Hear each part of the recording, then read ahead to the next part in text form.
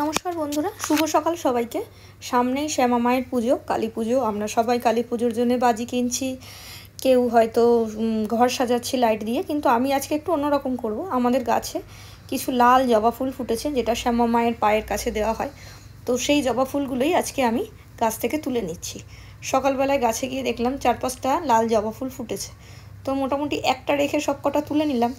তো এই যে মোটামুটি এই যে জবা ফুলগুলো এই যে তুলে নিয়েছি। কি সুন্দর রঙটা, আমার দুর্দান্ত লাগে। তার থেকেও সুন্দর লাগে এর গর্ভকেশর, গর্ভমুণ্ড আর গর্ভদণ্ড, কি দারুণ দেখতে। একদিন দেখে দেখবেন, সুন্দর লাগে। ফলো করে দেখবেন, 5টা সামনে ছোট্ট ছোট্ট গর্ভমুণ্ড থাকে। তো এই যে সুতো নিয়ে নিয়েছি। আজকে আমার প্ল্যান হচ্ছে মাকে মালা গেঁথে সুন্দর করে একটা মালা তৈরি করে মায়ের গলায় পরাবো। তো চলুন দেখে নিই কী হচ্ছে ফাইনাল লুকটা। তো এই যে মালা তৈরি হয়ে গেছে, এখানে মালাটা পুরোপুরি রেডি। আমি এই কয়েকটা ফুল দিয়েই মায়ের জন্য মালা করে নিলাম। নিজের গাছের ফুল দিয়ে মায়ের গলার মালা বানিয়ে সেটা মায়ের গলার পরানো একটা আলাদাই অনুভূতি আমার কাছে।